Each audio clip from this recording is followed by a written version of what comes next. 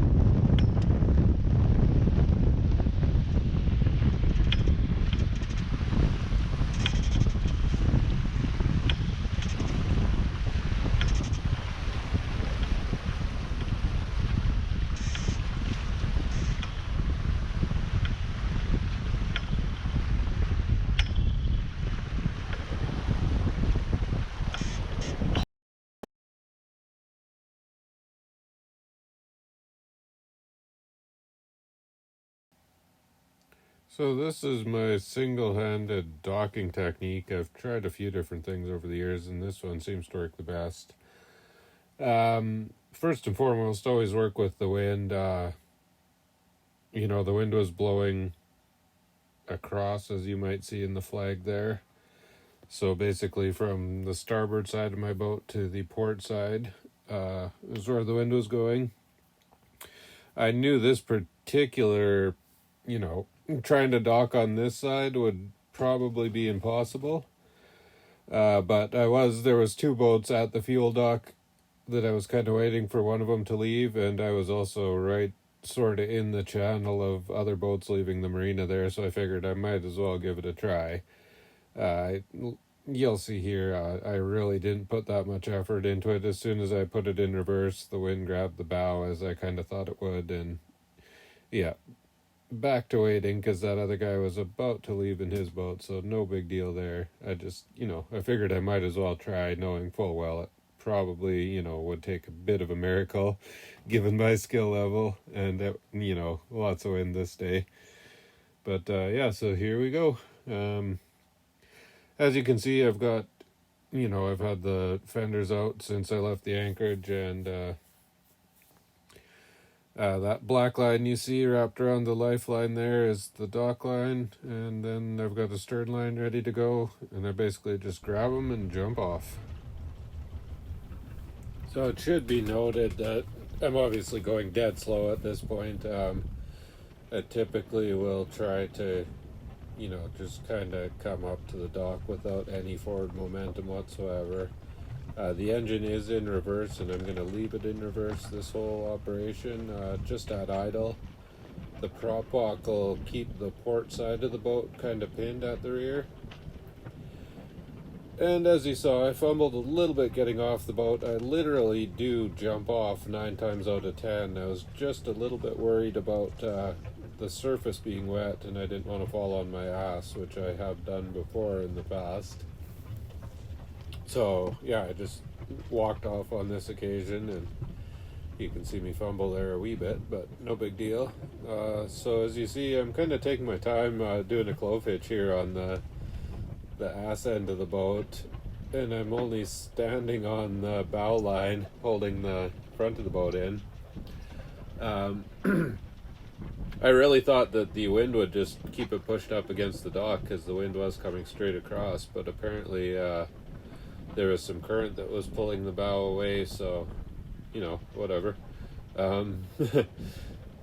Just do as you will, tie up one or the other, it doesn't really matter whichever one goes first. But yeah, so like I said, I've tried a lot of different things, and this is by far the easiest way, in my opinion, when you're single-handed after, trying a bunch of other stuff.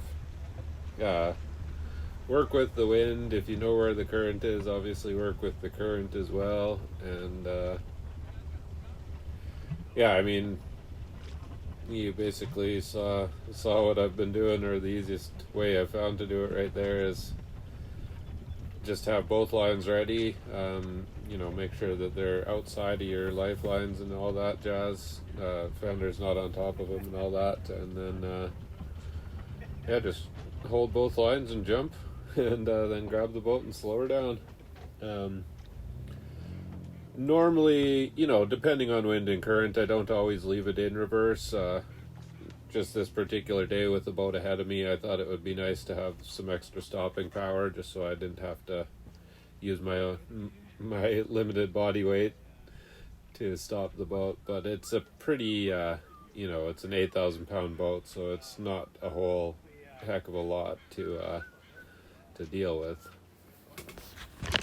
Okie dokie, so as you can see here, the ocean is, there's some wind out there today, and definitely not my typical sailing weather, but I do figure if I'm going to make it around the island, well, I should definitely have to be able to make it through this. So that's kind of, tomorrow it's getting worse as far as wind is concerned, so as I said, if the GoPro caught it, is I kind of need to get through this day and get myself tucked away in a nice shiny anchorage somewhere, because yeah, tomorrow is not supposed to be very pretty. So luckily Mr. Gas Station guy let me leave my sailboat there.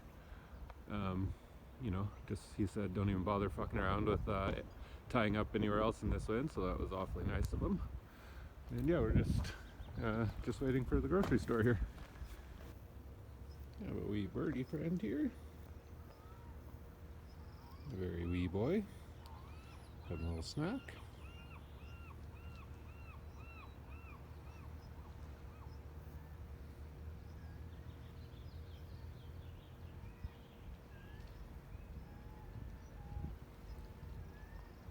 Goodbye, friend. So surprisingly enough, hidden here in the comforts of land, in the trees here, you would never know just how windy it is on the ocean. It's actually quite hot. I had to take my coat off here, wearing, rain pants and jeans. So legs are sweating. But yeah, we just took a little trip to the recycling depot, get rid of some of the cans I had clanking around. But yeah, that's basically time to get back on the water. Another trick I've learned for a single-handing sailor, take advantage of calm conditions when you can, obviously, so that's why I'm getting these out of the way, because obviously nobody's steering the boat while I'm doing that. So yeah, that's just a little tip, I guess. Don't try and do it when you get out to sea, because it's not as much fun. Okay, so I kind of do plan on getting the main raised here and these more calmish waters. As for the time being, I'm just kind of tidying up my dock lines. Again, taking advantage of calm water. Yeah, things do progress quickly when the wind starts to hit you. As you did not see, because I didn't film my, when I got the main down out there, was not very pleasant. So I'm just getting myself into a, safe distance away from everything so I can leave the helm and get the main raised. Or, pay more attention to raising the main than worrying about hitting something is what I'm trying to say.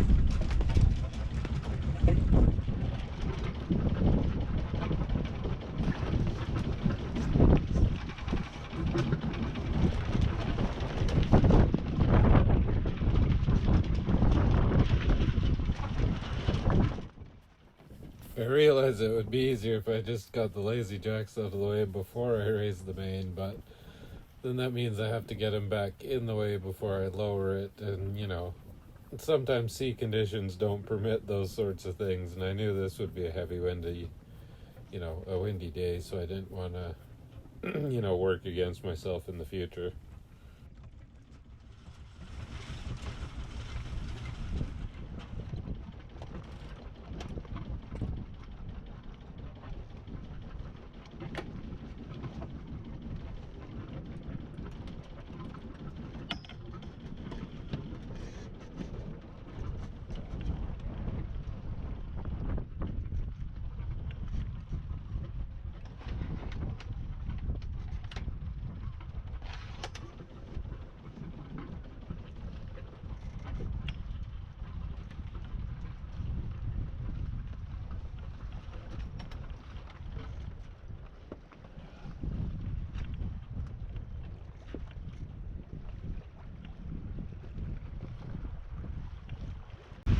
One thing I forgot I was going to do while I was out the dock was tie up the reef lines.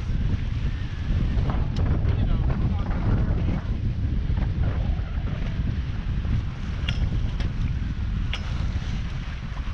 I don't think, anyways.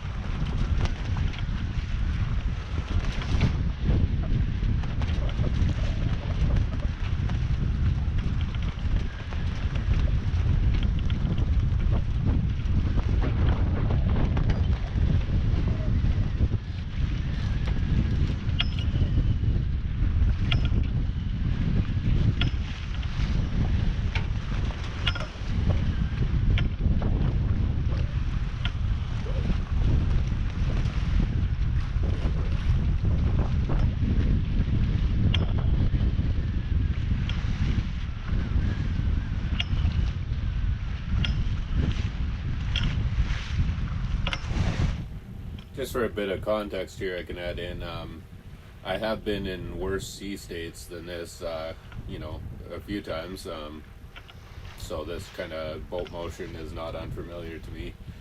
The only difference being last year, kind of whenever the wind would pick up like this, I would always instantly just drop all my sails and go to motoring and try to, just get out of this situation as quick as possible. Whereas this year I'm going more towards the, having the sail up actually helps keep the boat balanced in these situations. Sort of slows down the motion of the boat, if you will. And so I'm basically just, not afraid to sail in heavy wind or, kind of rough sea conditions like this. I've actually learned it's beneficial to have the sail up. So this is, you know, somewhat new to me at this point still. But like I said, I've been in, you know, kind of much worse sea states than this, so not overly worried. I'm just a little bit concerned because I have no idea, you know, this channel that I'm approaching, I'm not sure if the wind will be accelerating through it or not.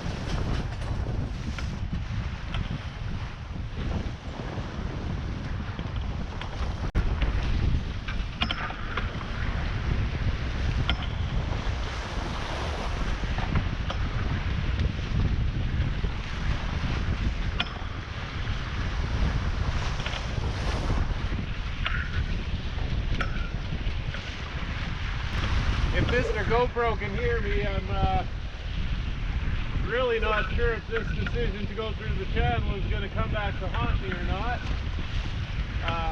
Probably would have been safer to go around this channel as far as room for error is concerned, but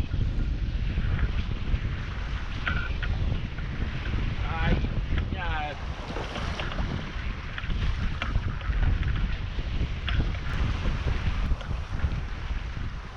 My one major concern, you know, as this channel gets a bit narrower here pretty quickly, is if the wind shifts. As you've seen many times, I am definitely not good at getting the sail across to the other side. I'm not really sure if it's called a jibe without changing direction, but yeah, that is on my mind for sure right now.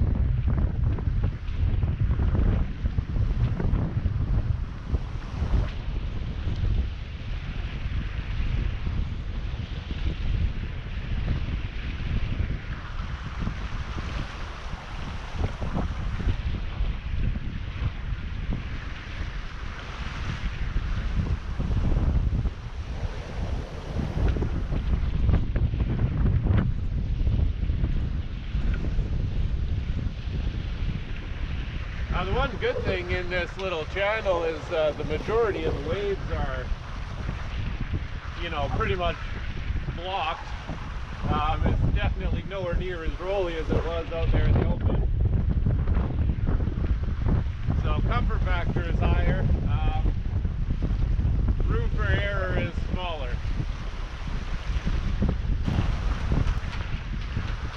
My destination is 15 nautical miles.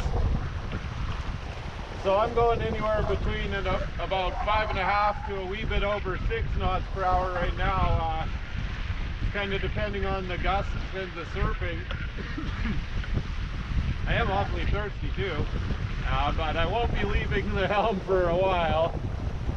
So anyways, if the speed keeps up, I'll be there in 3 hours. Like I said, I mean, I'm not overly comfortable right now.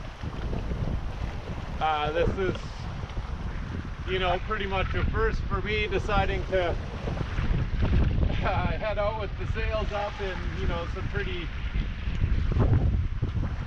heavy forecasted weather anyways. But at the same time, as I also said, if I can't accomplish this, then how the heck am I ever going to make my way around the island? This is very much not unlike, racing a car around a track. As far as, the nerves and kind of adrenaline sort of excitement is concerned, driving a car around the track with other cars, you tend to worry about, destroying yourself or something else.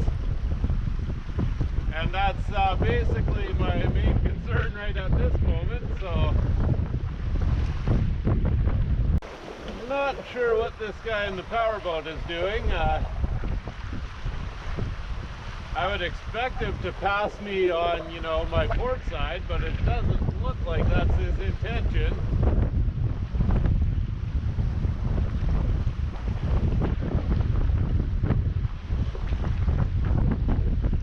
I'm certainly no expert on the rules of the ocean, so I'm not going to say that he's supposed to pass me on my port side, but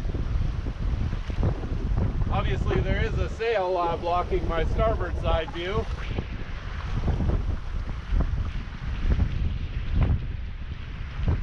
But he seems determined to stay on the starboard, so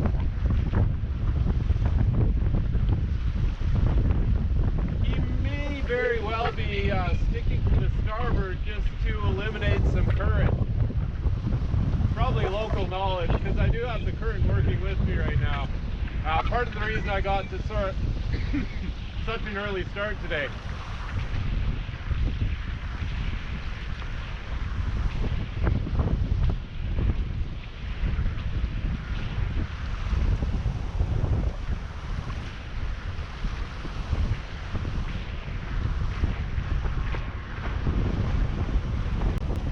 I'm definitely no expert on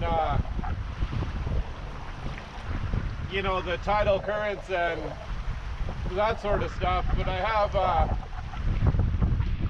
just from paying attention to other boaters and from what I've read in some of the narrow sections, typically close to the shorelines you kind of get eddies or back currents or whatever that you can, when you know what you're doing, you can use those in your favor.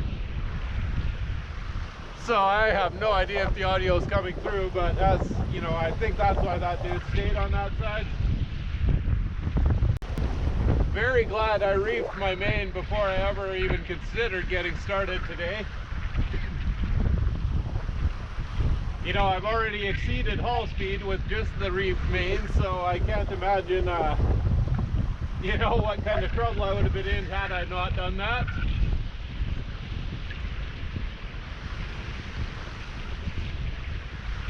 I do put some thought into things. Not sure if I come off reckless or kind of half crazy sometimes, but I do calculate risks.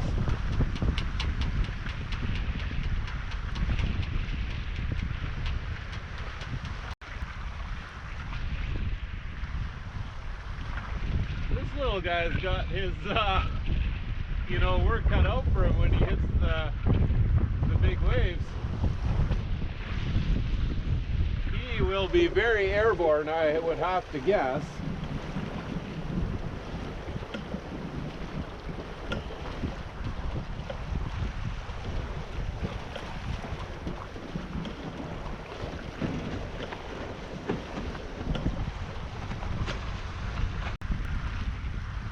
I do have to commend Mr. Groceryman's kombucha choice.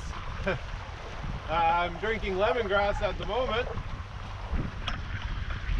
I did have kept one kind of handy because I, you know, anticipated I wouldn't be leaving the cockpit this day.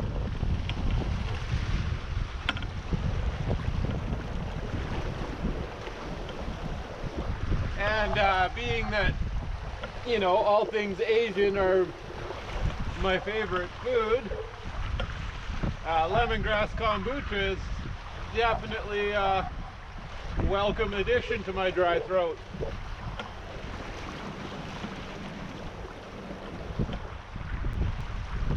I was nervous that the wind would be like excessive, like funneling through here, but that is not the case.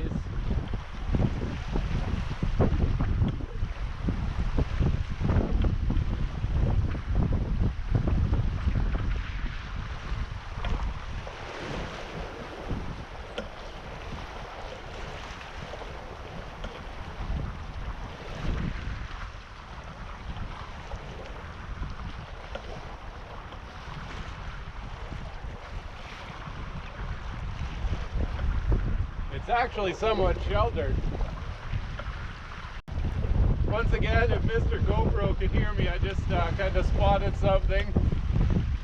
You're, you know, never going to see it in the GoPro, but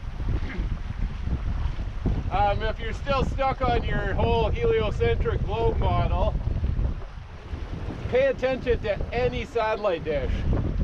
Any satellite dish you see on the ground, they do not point upwards. So explain that when your so-called synchronous orbit satellites are directly above us. Again, pointing out the obvious.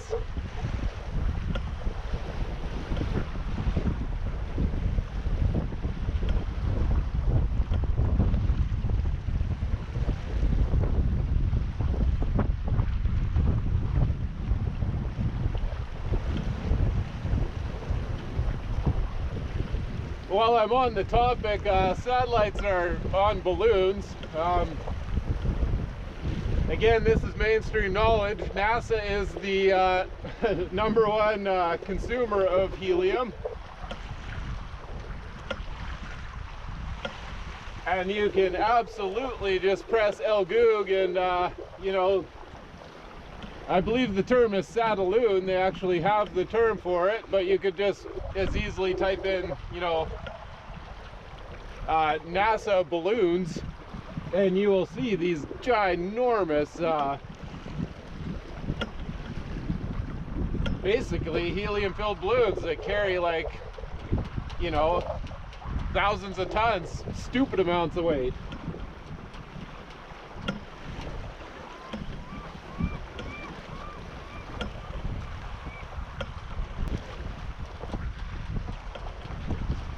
As far as I can see ahead of me, the you know, sea state is not looking too bad, so quickly get myself into frame here. But basically I'm just gonna let Mr. GoPro run out batteries and or memory, whatever comes first, just because I want to be somewhat, you know, paying attention to things here.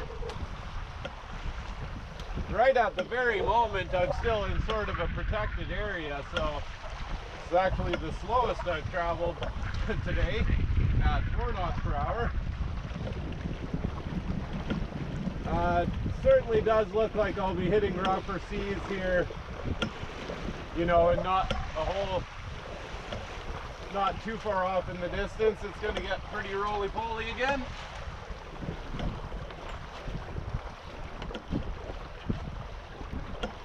So I'll take this little relaxation period.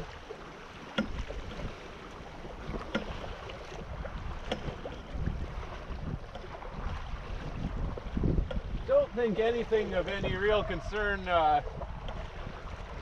went crashing indoors here. I definitely heard a few things clanking around, but I did, you know, expect this obviously, so everything is fairly put away.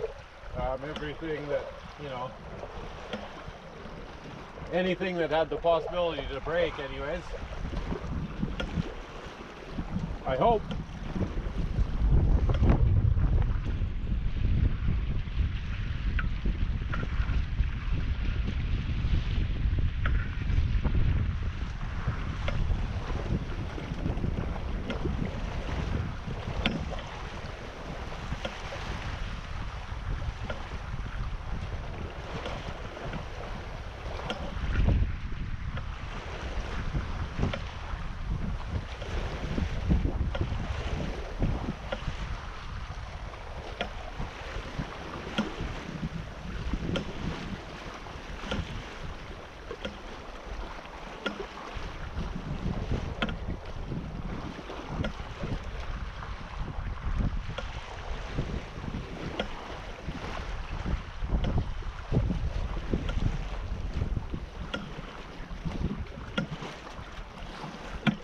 Savory definitely had nice beaches, I'll give it that much, but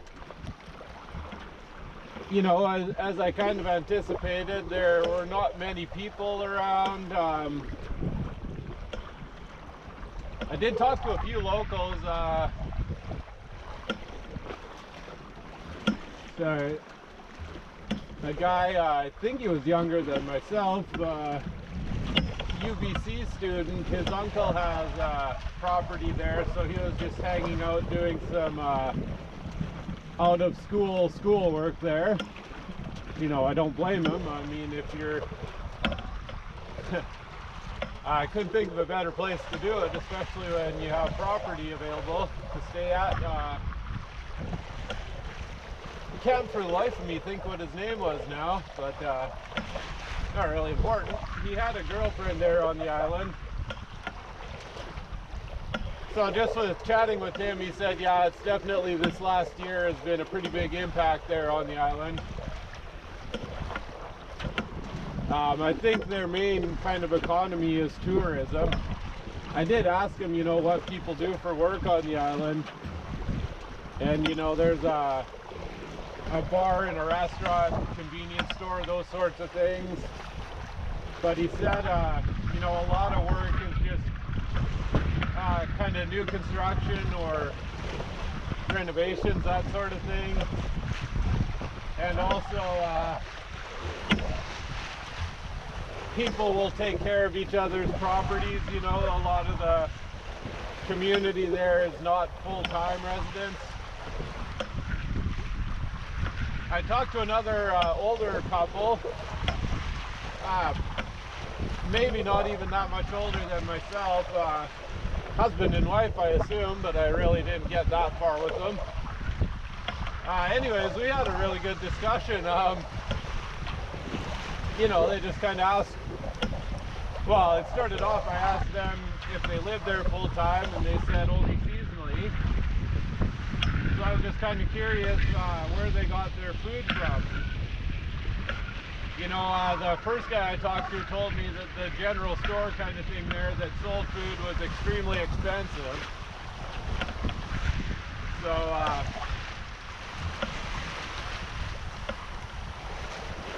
basically what they told me was they just they have a small boat that they go across to Lund or Powell River to get most of their supplies. And I asked, you know, well, do you try to utilize the ocean as far as a food source? And they said, yeah, for sure they do. But anyway, so that conversation turned into, you know, they kind of asked what my story is. And I said, well, I'm just kind of passing through at the minute. And then got on to, you know, telling them that I've spent the last year and a wee bit living on a sailboat. You know, coming straight from Alberta, the whole kind of story. And they were actually, what's the word I'm looking for here? It's kind of slipping my mind at the moment. They said it was a very inspiring story, and they were, you know, extremely glad to hear it. So that makes me feel good. I mean, obviously, if I, you know, kept my my opinions to myself, I would certainly have no issues growing a YouTube channel if I was, you know, playing by society's rules. Because the few people that I have told my story to have, you know, all sort of said the same thing. You know, that's pretty remarkable. Good for you, very inspiring, blah, blah, blah. I've heard this all before. But I mean, honestly, you know, there's no way. I cannot be silent about this diaper fucking fiasco that's going on. Not a chance. I mean, in 10 years, 20 years, whatever, you know, if I make it that long, who knows? But this is a pivotal point in history. Absolutely is, without a doubt. And I do not want to, you know, look back at myself and say, what a fucking coward. Why didn't you stand up and say anything? So, I mean, I've come to terms with the fact that I'm probably going to be, you know, alone for a long time. It's basically impossible for me to earn money at this point in time. It's only going to get worse when the jab starts becoming prevalent. So these are all things I've come to terms with, and you know, it's just something I have to accept. And it's, like I said, there is no chance, absolute zero chance, that I want to look back at my, you know, my past life and, you know, call myself a coward. So you can censor my content, you can kick me out of grocery stores. Police obviously are not going to protect me. You know, these are all kind of minor things when you're, well, basically being a coward in this pivotal moment in history, right? So this is why you know, I'm gonna, you know, continue to ostracize myself. Just for that simple fact that, you know, how do I live with myself if I'm one of these cowards with a diaper on my face? I cannot do it. I will not do it. So my voice will be heard. I don't care if you all like it or not. Hopefully I might change some of your minds on the way some of you people act if, you know, I have no idea what my audience is other than small. I suspect it's only family, but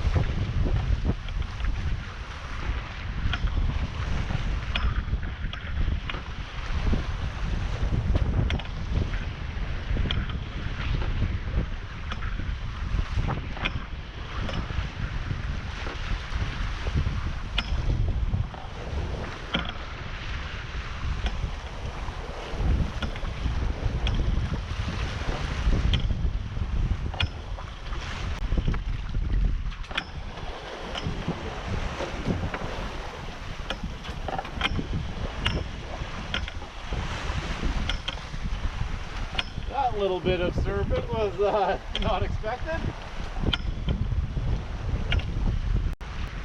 Seems like the sea state is calming down again as I approach, I think this is called the Lewis Channel I'm coming towards.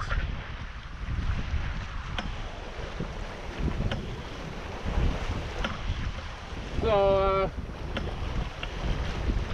you know, my nervousness is pretty much subsided now and has been replaced with cold. It is not warm.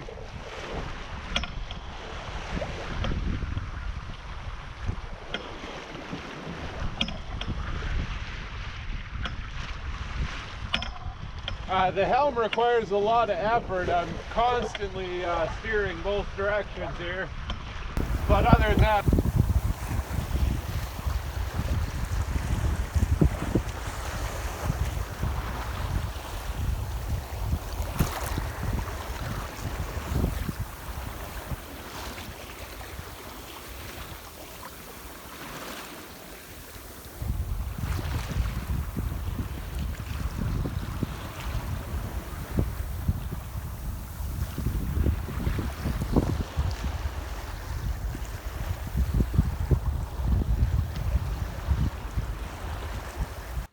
alrighty, so at this point in time, everything was going really good. You know, I was sailing fast and making good progress, but once I got into this other little channel here that leads into the falls, the wind just completely quit cooperating.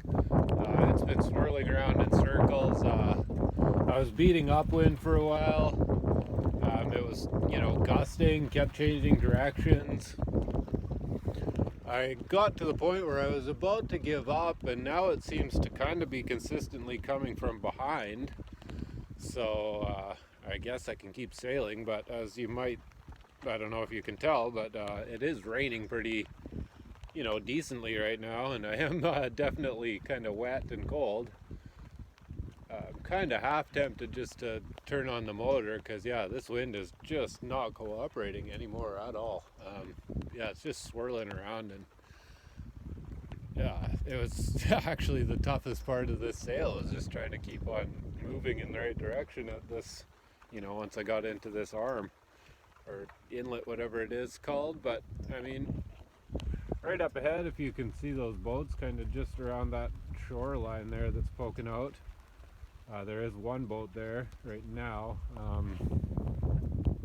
There's definitely two in there. I have seen two go by. But yeah, like I said, it seems at least half consistent now. So put the phone away here and try the Genoa again. But yeah, for the most part, this last I don't even know how long I've been mucking about here. Probably close to an hour now, just getting rained on and dealing with, you know, constant wind shifting and gusting. It has not been fun. And there we go again. The wind just decided to do a 180 there. It was off my port side beam, and now it's off the starboard beam, just like that. And now it's almost directly behind me. So yeah, I'm really not accomplishing a whole lot here now, which is kind of disheartening. Being so close to the finish line, so to speak, and you know, now nature is definitely not cooperating at this point in time. And once again, wind's on the port side again, coming from the port side, that is. I guess I should point out, I was met by some sort of dorsal finned porpoise, most likely. I only ever saw one, and I only saw it about 3 times poke its dorsal fin out of the water. It was not large, but it was black, so I'm not sure what that makes it. I was under the impression that dolphins and porpoises were both kind of like a silver kind of gray color, but it was well too small to be, you know, a whale. Without, I would expect to see, you know, a bigger whale with it, if it was in fact a whale. What's my depth here? Let me just get a quick gander of that. Yikes. My sounder says it's 17 feet, which is ludicrous. It's, anywhere between 650 to 1,000 feet. So the one thing the dude that I remembered his name, Savory Island guy, was named Eli. He told me that he saw a lot of pods of dolphins up in this neck of the woods. So I'm really hoping I'll see a pod of dolphins kind of swimming with me. I've seen it on YouTube plenty of times, but obviously not with my own eyes in real life, without watching the screen. But yeah, I'm not too sure what this particular dorsal fin friend was, because yeah, he, color-wise looked like an orca, but size-wise looked like a dolphin or a porpoise. So yeah, I really don't know what that was all about, but I'm going to put you away because my phone is getting pretty wet. It is water resistant, so I'm not really concerned about ruining it, but it just gave me a low battery warning as well. And we'll leave off with this eagle soaring. If he's in the frame, I really have no idea. I realized this was a long one, so thank you for watching, and I'll just leave you with this little preview of some of my adventures at the falls here.